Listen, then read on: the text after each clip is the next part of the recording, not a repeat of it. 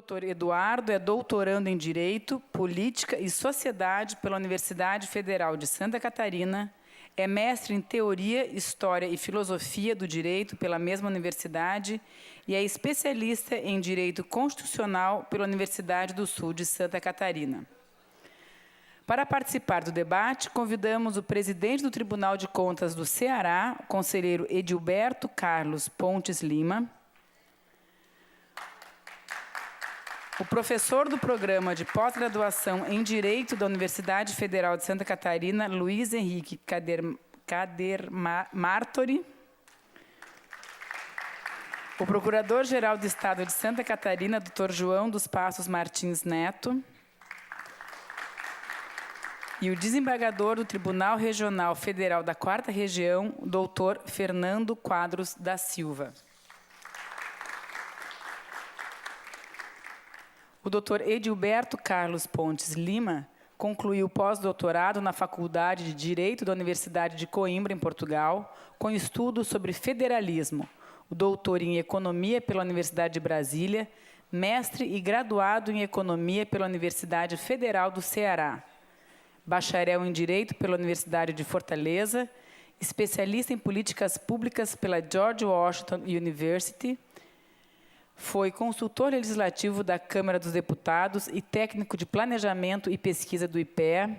Atualmente é presidente do Tribunal de Contas do Ceará, editor da revista Controle e vice-presidente de Estudos, Pesquisas e Extensão do Instituto Rui Barbosa. Tem experiência nas áreas de Economia e Direito, com ênfase em Finanças Públicas e Direito Financeiro, atualmente atuando principalmente nos temas Orçamento, Finanças Públicas, Gastos Públicos, Lei de Responsabilidade Fiscal e Déficit Público. O professor Dr. Luiz Henrique Martori possui graduação em Direito pela Universidade Federal de Santa Maria, mestrado em Direito pela Universidade Federal de Santa Catarina e doutorado em Direito pela mesma universidade, e pós-doutorado pela Universidade de Granada, na Espanha. Professor permanente do Programa de Pós-Graduação em Direito da UFSC, atuou como assessor especial da Procuradoria-Geral da Justiça de Santa Catarina de 2005 a 2006, foi avaliador ad hoc dos cursos de Direito pelo MEC e INEP, atualmente atua como editor da revista Sequência, Estudos Jurídicos e Políticos do Programa de Pós-Graduação da Universidade de Santa Catarina, consultor na área de Direito Administrativo, tem experiência na área de Direito Administrativo e Hermenêutica Constitucional, atuando principalmente nos temas Direito Administrativo, Direito Constitucional e Filosofia do Direito. É coordenador dos projetos de pesquisa, Direito Administrativo e Constitucionalismo e Modelagem e Compreensão dos Sistemas Sociais, Direito, Estado, Sociedade e Política. Professor Dr. João dos Passos Martins Neto. Possui graduação em Direito pela Faculdade de Ciências Jurídicas e Sociais do Vale do Itajaí, graduação em Jornalismo pela Universidade Federal de Santa Catarina, mestrado e doutorado em Direito pela mesma universidade, realizou pós-doutorado na Faculdade de Direito da Universidade de Colômbia, nos Estados Unidos, na condição de Visiting Research Fellow no ano acadêmico 2007-2008. É professor dos cursos de graduação e pós-graduação em Direito da Universidade Federal de Santa Catarina e procurador do Estado de Santa Catarina. Tem experiência na área de Direito, com ênfase em Direito Constitucional, Filosofia Política e Direito Civil, atuando principalmente nos temas direitos fundamentais, liberdade de expressão, obrigações, contratos e responsabilidade civil. É membro da Academia Catarinense de Letras Jurídicas. Finalizando, o Dr. Fernando Quadros da Silva. É desembargador no Tribunal Regional Federal da 4ª Região, doutor em Direito pela Universidade Federal do Rio Grande do Sul, com a defesa da tese Controle Judicial das Agências Reguladoras, a contribuição do processo civil brasileiro. Mestre em Direito do Estado pela Universidade Federal do Paraná, especialista em Direito Penal pela Universidade de Brasília, graduado em Direito pela Faculdade de Direito de Curitiba, Foi professor na Universidade Estadual de Maringá, no Centro Universitário de Maringá, na Escola de Magistratura Federal do Paraná e na Escola Superior da Magistratura do Estado do Paraná. Foi assessor parlamentar, procurador do Estado do Paraná, procurador do Ministério Público do Trabalho, juiz do Tribunal Regional Eleitoral do Paraná e conselheiro do Conselho Nacional do Ministério Público, indicado pelo Supremo Tribunal Federal. Principais áreas de interesse: direito constitucional, processual civil, administrativo, penal e ambiental. Temas: agências reguladoras, meio ambiente, recursos hídricos e responsabilidade penal das pessoas jurídicas. Passo a palavra, então, agora ao doutor Eduardo para dar prosseguimento ao trabalho dessa segunda etapa da tarde. Muito obrigado. Primeiramente, queria desejar uma boa tarde a todos. Vamos nos encaminhar aqui para o nosso segundo talk show, né? O apresentador mudou, mas a dinâmica vai ser parecida, vai ser a mesma, né? Como nós temos 4 palestrantes, eu não vou me alongar muito aqui nas apresentações, só dizer para vocês que o assunto desse nosso talk show é constitucionalismo e políticas públicas. Certamente nós vamos tratar um pouco aqui de controle judicial das políticas públicas, um pouco de ativismo judicial, e promete, o talk show promete. Eu passo, então, a palavra para o doutor Edilberto, por 20 minutos.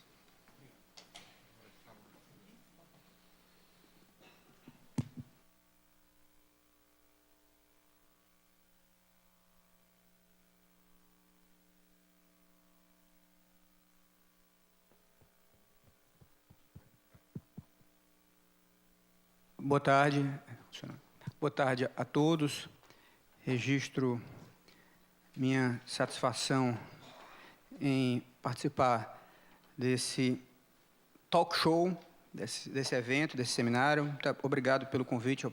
Obrigado, doutora Sabrina. Obrigado, professor Juarez, pelo convite. É uma grande honra estar aqui no Tribunal de Contas de Santa Catarina, um tribunal tão importante, que tanta contribuição tem dado ao Estado de Santa Catarina e ao país. E registro também a satisfação de participar dessa mesa aqui tão rica, tantos debatedores ilustres, tantos palestrantes ilustres. Enfim, como o nome, o professor Juarez Freitas estava comentando há pouco, como é talk show, não se espera que se dance, mas que tenha esse caráter um pouco mais provocativo, coisa desse tipo.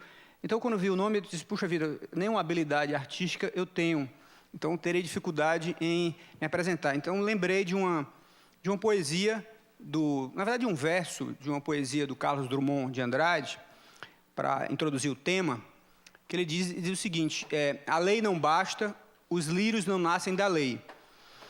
Então, o ponto central dessa discussão, esse verso do Carlos Drummond enseja, é saber qual é o limite da lei. A lei, ela consegue, a lei ou a Constituição, de uma forma geral, ela consegue restringir o orçamento público, ela consegue um equilíbrio fiscal intertemporal. Então, essa grande questão hoje que se coloca com a emenda constitucional número 95, que autodenominou o novo regime fiscal. Aqui introduziu o teto de gastos públicos. Os gastos públicos hoje no Brasil, os gastos públicos federais, estão limitados aos gastos públicos de 2016, acrescidos de 7,2%. Então, tem uma emenda à Constituição, ou seja, foi constitucionalizado o assunto, limitando o gasto público federal. Isso tudo é muito interessante porque, na verdade, o teto, se a gente analisar bem, esse teto de gasto público, ele é uma regra fiscal. É uma autorrestrição que o governo se impôs, o governo se autoimpôs uma restrição, ou seja, atua às suas próprias mãos, limitando o quanto ele pode gastar, durante o ano, qual é o seu limite de gasto do governo federal pode fazer isso. E alguns estados fizeram isso também. No estado do Ceará, por exemplo, também aprovou um teto de gasto estadual. Não sei se aqui em Santa Catarina o fez, mas vários estados fizeram.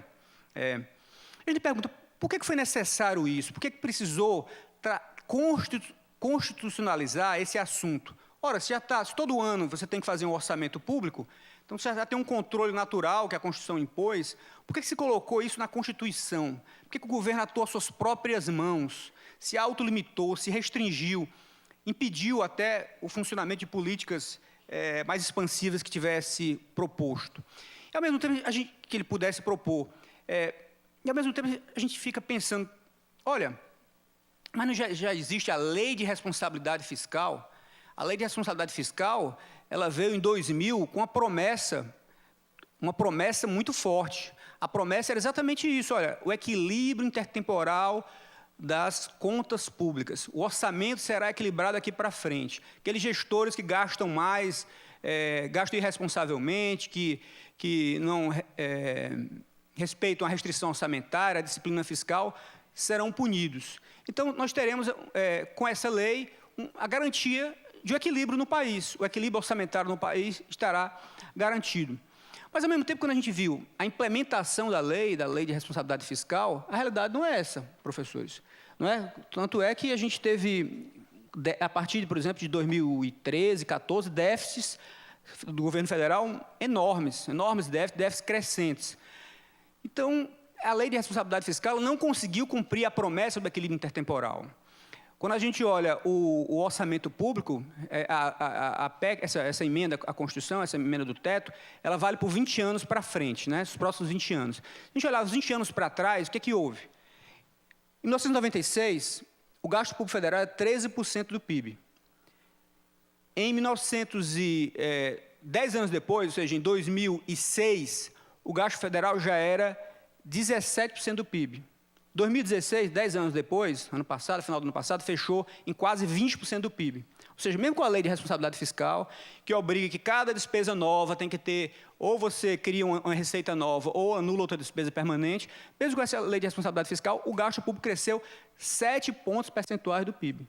Então, a LRF, é até difícil dizer isso aqui num tribunal de contas, mas a LRF fracassou nesse aspecto, de conter o crescimento do gasto público. Então, como regra fiscal, ela fracassou. Ela não conseguiu conter, equilibrar o orçamento público. Então, volto, por isso que comecei com Drummond, quando ele disse que a lei só não basta, os lírios não nascem da lei. Ou seja, a lei, por si mesma, ela não conseguiu garantir a lei de responsabilidade fiscal, que tinha uma esperança muito grande sobre ela, não conseguiu garantir o equilíbrio das contas públicas. Pois bem, e aí, esse é o quadro, o governo resolveu lançar um instrumento mais forte ainda. Já que a LRF não conseguiu uma lei complementar, vamos fazer uma emenda à Constituição. Vamos colocar isso na Constituição Federal, um limite de gasto público, que é a emenda 95. E, basicamente, o que ela diz é que os gastos só podem ser os de 2016, estão congelados em 2016, em termos reais. A cada ano você pode reajustar pelo o crescimento da inflação para os anos seguintes. O que significa isso? Se a lei for implementada, ou seja, se a emenda for bem sucedida dessa vez, diferentemente da LRF, o gasto público federal vai diminuir como proporção do PIB. Se espera que o Brasil continue a crescer nos próximos anos. É claro que ninguém quer essa estagnação dos últimos 2, 3 anos, não seja o quadro daqui para frente. A gente espera superar essa crise rapidamente, em 1 ou 2 anos voltar a crescer, e o país volte a crescer pelo menos a 2, 3% ao ano. Não é? Então, significa que, nos próximos 20 anos, nós teremos uma grande diminuição do setor público federal. O setor público federal será menor. Se a emenda for bem sucedida. Então, o meu ponto é o seguinte, ora, se a LRF não funcionou, a emenda vai funcionar? A emenda 95 vai funcionar? Ela vai ser obedecida? Basta a emenda para que ela funcione? Então, a gente tem que observar as características dela. Uma vantagem que ela tem em relação à LRF, a Lei de Responsabilidade Fiscal, ela é muito mais simples. Ela tem apenas 3 artigos, é bastante simples. Olha, o limite é 2016, ponto. Os anos seguintes vai ser apenas reajustada pela inflação. Então, é bastante simples, enquanto que a LRF é cheia de nuances, cheia de hipóteses de exceção, que acabam permitindo várias interpretações, muitas que flexibilizam o rigor da norma. Aqui não, aqui ela é muito simples. É o limite, é a despesa que foi a despesa paga, conceito de despesa paga em 2016, você aplica a inflação nos anos seguintes. Segunda providência que ela tomou, ela limitou por poder. Não é um limite global, é um limite por poder. Então, tem o limite do Poder Executivo, tem o limite do Poder Legislativo, tem o limite do Tribunal de Contas, tem o limite do Senado, tem o limite da Câmara, tem o limite do TCU, tem o limite do TST, tem o limite do Supremo, tem o limite do Ministério Público, enfim, limitou por poder. Exatamente no sentido de que, olha, se um poder não se ajusta, continua a crescer seus gastos, eles não possam pressionar, evitar que eles pressionem o Poder Executivo. A emenda não permite isso, exatamente para que o limite seja por poder que todos os órgãos se autocontenham, se restringem suas despesas. A exceção que ela abriu, e aí ela começa a ficar problemática, toda vez que você faz uma norma e começa a abrir a exceção, seus problemas começaram também, é o caso da LRF. A exceção que ela abriu foi a área de saúde e educação, que ela permitiu que, em 2017, ela não seguisse a regra geral. Ela, em 2017, ela segue uma regra específica que garante os mínimos constitucionais. Mas, a partir de 2018, aquelas exigências de mínimo constitucional que tem lá para a saúde e para a educação acabaram. Agora, as despesas de saúde e educação têm que seguir apenas o comportamento da inflação. Estou mostrando alguma coisa ali que eu estou sem óculos, não estou vendo. Vou colocar aqui. 5 minutos só? Uau, com passo ligeiro. Então, eu vou apressar aqui o argumento. Pensei que estava só no preâmbulo. Então, eu vou... Então, outro ponto que eu considero frágil da emenda é que ela permitiu que créditos extraordinários fiquem fora do limite do teto. Aparentemente é uma boa regra, é um bom dispositivo. Porque, olha, toda regra tem que ter um mecanismo, uma válvula de escape. Ela não pode ser rígida demais, porque tudo que é rígido demais acaba quebrando. Então, tem que ter uma certa flexibilidade para que não quebre, que ela permita uma oscilação. Então, crédito extraordinário, como está na Constituição, é razoável que fique fora até do teto. Porque crédito extraordinário é exatamente quando há uma calamidade, há uma comoção, há uma guerra. Então, olha, o país está em guerra, tem uma calamidade no país. Ah, não, mas não pode gastar mais porque eu tenho teto. Paciência do teto. Tem uma calamidade, temos que resolver esse problema. Não é isso? Tem uma guerra, então tem que resolver. Então, o teto não pode se aplicar nesses casos. Então, foi uma cláusula de escape que ela permitiu. Mas, na prática brasileira, aí a tal da realidade constitucional brasileira, o que a gente vê é que se abre crédito extraordinário para tudo. Não é? Crédito extraordinário, eu vi vários exemplos aqui, crédito extraordinário para coisas banais, se abre no Brasil crédito extraordinário. Então, exatamente para burlar a regra geral, se abre crédito extraordinário com muita facilidade. Então, isso faz com que seja se você abre por crédito extraordinário, você acaba fugindo do teto. Ora, se é assim, então tudo vai ser crédito extraordinário. Começar a interpretar, isso aqui é extraordinário, isso aqui é extraordinário. Então isso já é algo para se preocupar.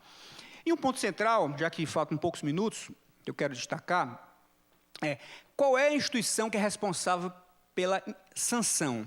Toda regra, né, se tem uma norma, tem uma regra, tem que ter uma sanção. A LRF, ela foi precisa nesse aspecto. Ela disse assim, olha, essas aqui são as regras, e a instituição, uma das instituições responsáveis pela sanção é o Tribunal de Contas. O Tribunal de Contas vai aplicar sanções inclusive duríssimas. Chega a ser 30% dos vencimentos anuais, por exemplo, no caso de descumprimento de meta fiscal, e várias outras. Aqui não, ela não estabeleceu sanções específicas, pessoais, e não estabeleceu quem era o responsável por acompanhar, para garantir o que os americanos chamam de enforcement. Ela não estabeleceu quem é o responsável pelo enforcement. Então, eu escrevi um artigo mostrando que, na verdade, o grande responsável pelo enforcement da lei, pelo cumprimento dessa lei, no âmbito federal, é o Tribunal de Contas da União. Porque... olha, ela é uma norma, né, que está na própria Constituição. E o que diz a Constituição Federal? Que o Tribunal de Contas será o responsável por aplicar sanções no caso de irregularidade de contas ou ilegalidades graves. Está na Constituição Federal isso, artigo 71, inciso 8, salvo engano. Pois bem, descumprir, se o tribunal, por exemplo, o TST, ou qualquer tribunal, descumprir, a Justiça Eleitoral descumprir o teto, ou o Ministério Público descumprir o teto, isso é uma infração grave à norma legal? Certamente que sim, não é? Porque está lá na Constituição. Então, é passível de sanção por quem? Pelo Tribunal de Contas, que tem um mandato genérico, o TCU, de aplicar sanção àqueles que cometem irregularidades graves. E a conta pode ser considerada irregular? Certamente. A conta do presidente do TST ou do Procurador-Geral da República pode ser considerada irregular se ele se ele exceder o teto expresso lá na Constituição. Claro que... mas aí a segunda questão, quem é o responsável? É o próprio tribunal? É o próprio presidente do tribunal? É o Procurador-Geral da República? Ou é o ordenador de despesa? Aí tem que analisar cada os casos concretos, não é? Porque, por exemplo, se o presidente do TST, por hipótese, ou o Procurador-Geral da República continuar... Ele, foi alertado que ele está próximo do teto, ele tem terceirizados lá, e ele não tomou nenhuma medida para excluir os terceirizados, por exemplo, para demitir terceirizados, ele pode ser responsabilizado, ele foi o responsável. Ou então, está próximo do teto, ele está fazendo novas despesas, novas contratações, quando deveria estar restringindo, ele pode ser responsabilizado e a sua conta pode ser julgada irregular. Então, o TCU, na minha avaliação, apesar disso não estar expresso na emenda, tem um papel-chave de garantir que a PEC seja efetiva, né? que ela realmente seja implementada, que ela não fique mais uma lei que não pegue.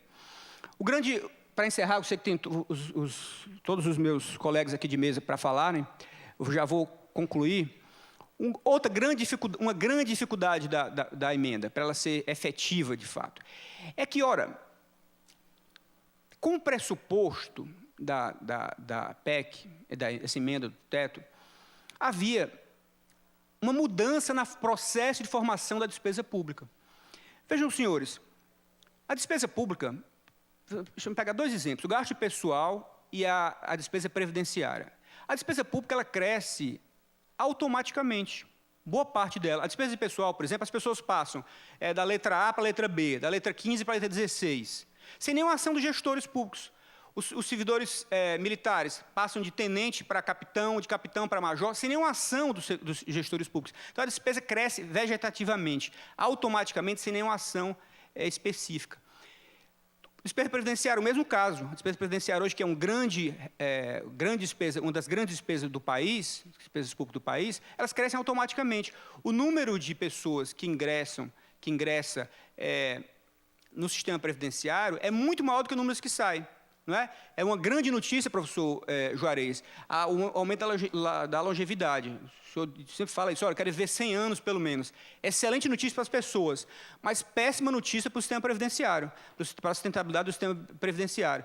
Então, quer dizer, e ele tem, automático, as regras vigentes, não é? Com as regras vigentes, as despesas previdenciárias vão crescendo cada vez mais e vão cada vez mais imprensar as demais despesas. E aí vão chegar ali no teto, e as despesas vão ficar imprensadas. Então, tinha como pressuposto uma grande reforma da Previdência para que o teto seja efetivo, para que ele tenha sucesso, para que seja, de fato, implementado, essa trajetória seja interrompida, do 13 para o 17 para o 20, uma grande reforma da Previdência. Como o governo está tentando fazer, assim que ele aprovou a emenda do teto, ele propôs a PEC da Previdência. É preciso uma reforma administrativa muito profunda também para que a despesa pública com o pessoal deixe de crescer de forma automática. Enfim, tem uma série de pressupostos que, para que a emenda do teto seja bem-sucedida, precisam ser atendidos. Então, aqui não vai nem um juiz de valor se deve fazer reforma da Previdência ou não. Não se trata disso. É simplesmente uma questão de, para que ela seja implementada de fato, para que ela realmente tenha efetividade, essas reformas são pressupostos, porque, caso contrário, você vai encostar rapidamente no teto que foi estabelecido, e as demais despesas, que não são obrigatórias, mas são essenciais, por exemplo, despesa de saneamento, e uma série de outras despesas, elas vão ficar imprensadas por aquelas que crescem automaticamente. Então, sei que o meu tempo já está encerrado, agradeço a paciência de todos, eram essas breves considerações que eu queria fazer. Obrigado.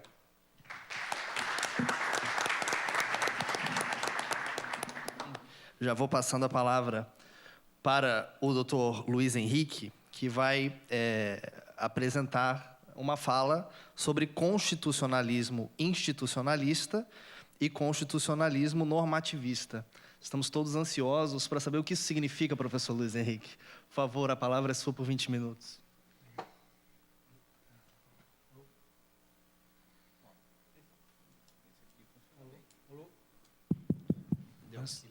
Agora sim. Foi? Vou deixar isso de reserva aqui. Bem, boa tarde a todos. Eu quero cumprimentar meus colegas de mesa. Quero também saudar a iniciativa desse Congresso de Direito Público.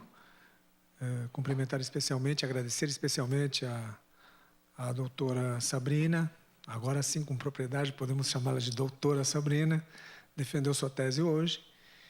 E me sinto muito satisfeito de ter participado na sua banca e também de ter sido convidado para esse evento. Bem, na verdade, o tema que eu acabei escolhendo para tratar nesta fala e que despertou a curiosidade do Eduardo, veio à tona a partir de uma simples constatação, né?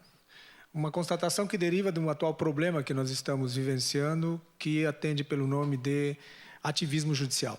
E o ativismo judicial tem uma direta relação com outro fenômeno chamado judicialização da política. Tá? Então, assim, começando por diferenciar esses dois fenômenos, no meu entender, o que isso significa. A judicialização da política passou a designar um fenômeno de um excessivo apelo que as pessoas começam a fazer, ou começaram a fazer, ao Poder Judiciário como forma de resolver os mais variados tipos de problemas. Esses problemas passaram, em um certo momento, de problemas de ordem usualmente tratada pelo Judiciário, para uma esfera de questões consideradas, em princípio, como extrajurídicas, e que o Judiciário começou, então, a receber essas demandas. E o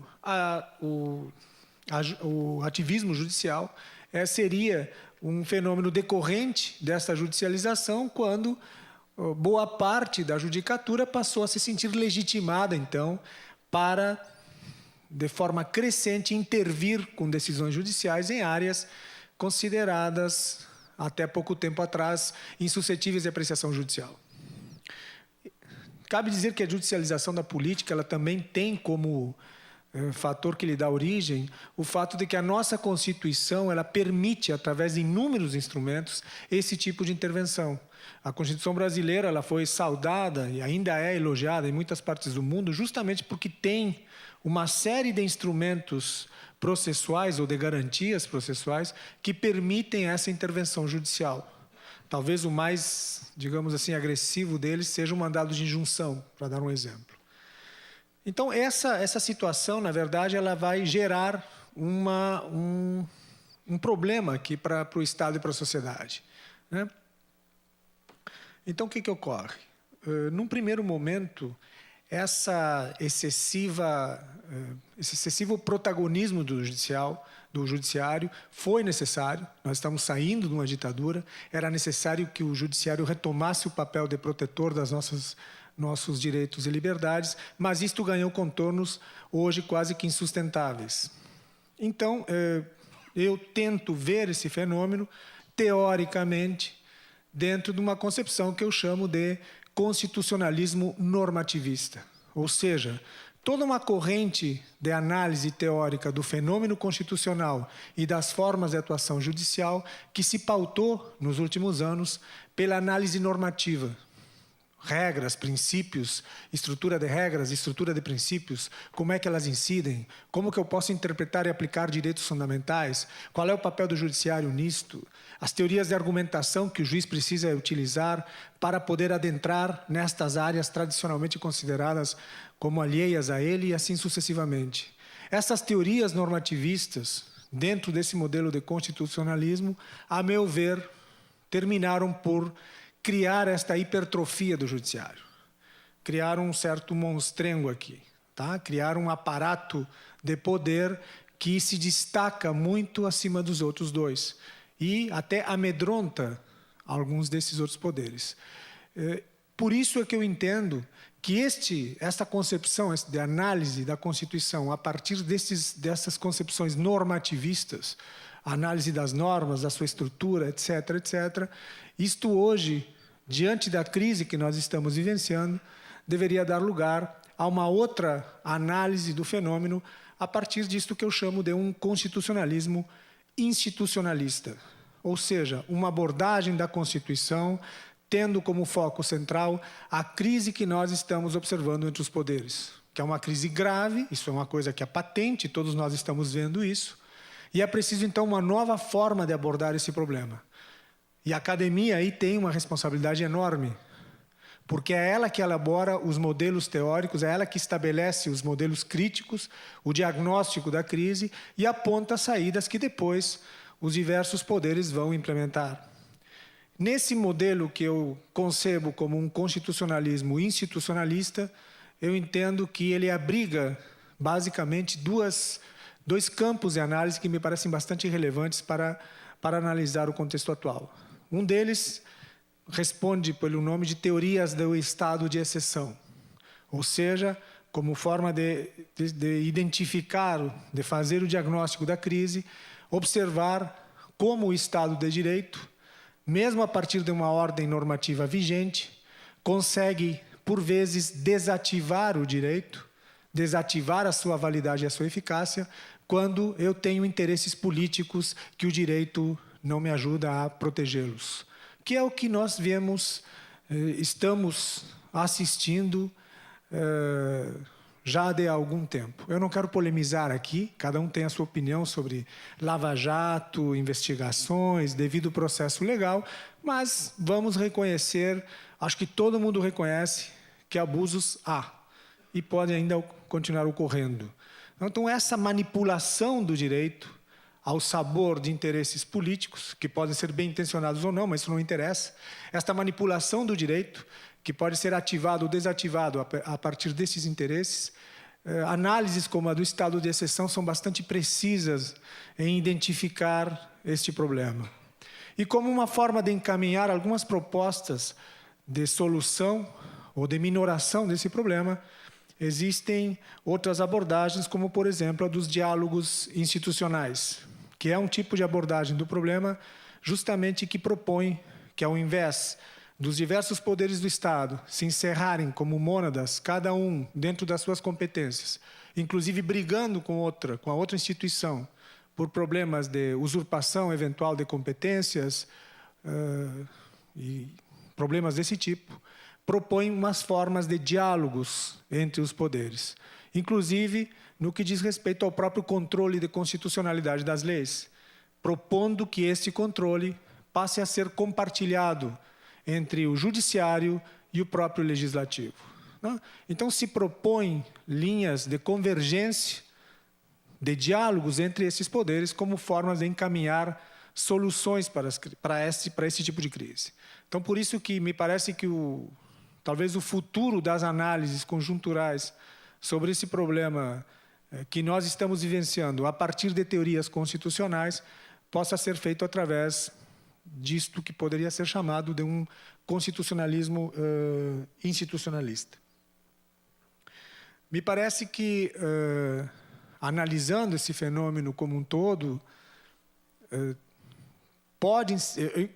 quando se fala isso, não se quer dizer, como hoje talvez na banca da Sabrina possam ter pensado, que se está criticando as ações dos sistemas de controle que nós temos hoje na República.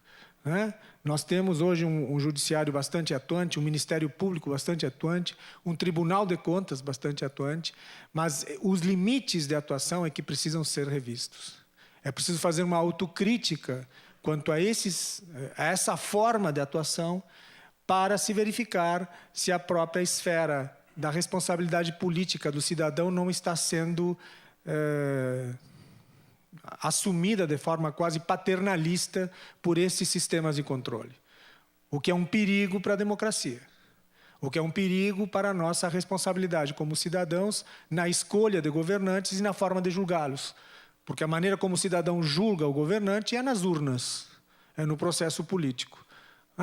Então, o que se observa hoje é que os diversos mecanismos de controle assumem o papel de tuteladores da gestão pública e, com isto, o papel do cidadão fica cada vez mais aquém desse processo.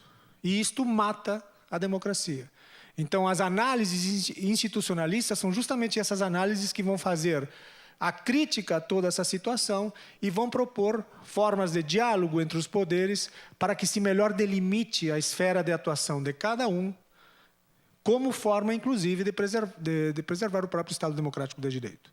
Então, em linhas gerais, isso é um trabalho em construção, isso é um trabalho que eu pessoalmente pretendo dar desenvolvimento a ele, apenas um germe de análise sobre a conjuntura, mas é uma forma, eu acho, que de tentar chamar a atenção a esse excessivo normativismo que tem imperado nas formas de atuação dos sistemas de controle, principalmente a partir dos princípios, né, e da sua forma de dar abrangência a todo e qualquer problema. Né? A gestão pública hoje é substituída pela gestão do controle. E isto é uma distorção grave que o sistema apresenta. Né? Com isto, eu não estou querendo apontar problemas, por exemplo, de caráter ou coisa parecida nos agentes de controle. Muito pelo contrário. Está todo mundo movido por interesses republicanos. Mas é preciso perceber que certos excessos, mesmo que inconscientemente levados a efeito, são perigosos para o próprio Estado de Direito. Então, em linhas gerais, considerando o tempo que é estipulado para esse tipo de participação, quando é em mesa, eu não consigo calcular exatamente o tempo de fala, mas eu prefiro pecar pela síntese, no caso. Em linhas gerais é isso. Então, Eduardo, eu paro por aqui na minha análise. E muito obrigado.